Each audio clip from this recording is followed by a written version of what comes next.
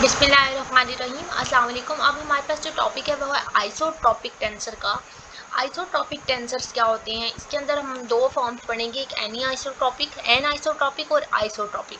Isotropic सबसे पहले देख लेते हैं। Isotropic tensors are characterized by the property that the value of their component are invariant under. अब इसके कंपोनेंट्स इनवेरिएंट रहते हैं, अनचेंज रहते हैं। कब अनचेंज रहते हैं? जब आप कोऑर्डिनेट ट्रांसफॉर्मेशन में एक्सिस को रोटेट करते हैं। रोटेशन ऑफ एक्सिस के दौरान अगर आप रोटेट कर भी लें एक्सिस को, तब भी आपके कंपोनेंट्स इनवेरिएंट रहें तो वो आपके पास एक आइसोट्रॉपिक टेंसर होगा। जबकि जब आपके कंपोनेंट जो है वो अपनी ओरिएंटेशन, अपने रोटेशन को चेंज करते हैं कोऑर्डिनेट ट्रांसफॉर्मेशन में, तो वो आपके पास एन आइसोट्रॉपिक टेंसर कहलाएंगे।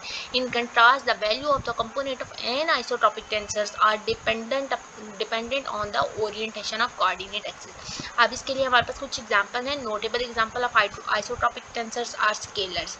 स्केलर्स का रैंक क्या होता है? 0 होता है। ये हमने स्टार्टिंग के वीडियो लेक्चर में पढ़ा, 1 2 3 4 में शायद।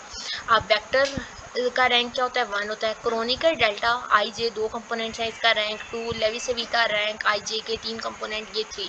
तो ये आइसोट्रॉपिक टेंसर्स की सारी एग्जांपल्स में आती हैं, क्योंकि ये अपने रोटेशन ऑफ एक्सिस पे इनवेरिएंट होते हैं। Many tensors describing physical properties of materials such as stress and magnetic stability are anisotropic. कुछ टेंसर जो हैं वो फिजिकल प्रॉपर्टीज़ हैं मटेरियल्स की, जैसे कि स्ट्रेस, जिसको हम प्रेशर कहते हैं, फोर्स पर यूनिट एरिया, और जो मैग्नेटिक सस्पेटिबिलिटी है वो एन आइसोट्रॉपिक फॉर्म में आती है। क्यों ये एन आइसोट्रॉपिक फॉर्म में आती है? क्योंकि ये अपनी रोटेशन को चेंज कर सकती है। ये एन आइसोट्रॉपिक फॉर्म है। ये कोऑर्डिनेट एक्सिस अगर चेंज करें तो ये अपनी रोटेशन की वजह से चेंज होंगे। उसके बाद हमारे पास है डायरेक्ट और inner product of an isotropic tensors are isotropic tensor. अगर आप डायरेक्ट प्रोडक्ट लें या आप इनर प्रोडक्ट लें, इनर प्रोडक्ट हमने देखा था कि इक्वेट करते हैं हम लोग यहाँ अपर इंडिसेस को। अगर आप डायरेक्ट लें या इनर प्रोडक्ट लें आइसोट्रॉपिक टेंसर्स का, तो ये भी एक आइसोट्रॉपिक टेंसर बनता है।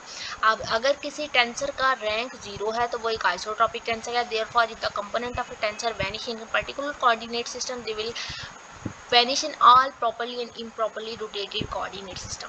अब 0 टेंसर वाले जो होते हैं वो आइसोट्रॉपिक टेंसर होते हैं। क्यों आइसोट्रॉपिक टेंसर होते हैं? कि अगर उसका कोई कंपोनेंट एक हमारे पास किसी सिस्टम के अंदर अगर वो टेंसर वैनिश हो जाता है, 0 हो जाता है, तो वो हम कह सकते हैं कि प्रॉपर्ली भी कह सकते हैं, इम्प्रॉपर्ली भी कह सकते हैं कि उसकी रोटेशन अगर हो या ना हो, तब भी वो कंपोनेंट जो है वो 0 हो जाएंगे या वैनिश हो जाएंगे। Consequently, if the component of two tensors are identical in a particular coordinate system, they are identical in a transformed coordinate system.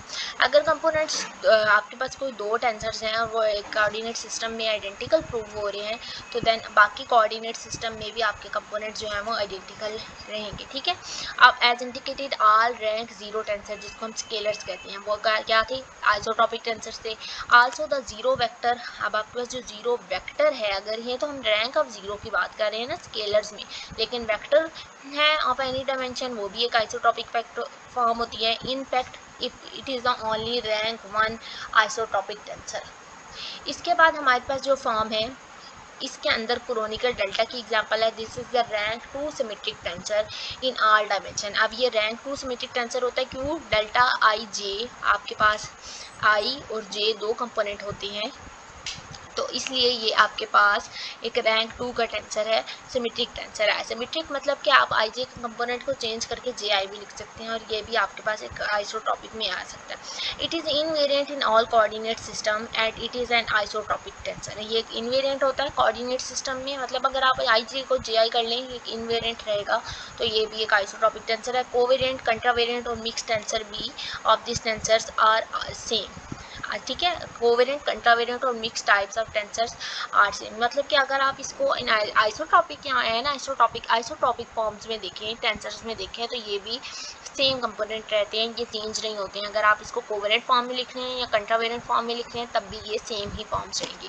तो होप सो आपको आइसोट्रॉपिक टेंसर्स अच्छे से समझ आया होगा। अभी तक के लिए इतना ही। अल्लाह हाफिज़। Thank you.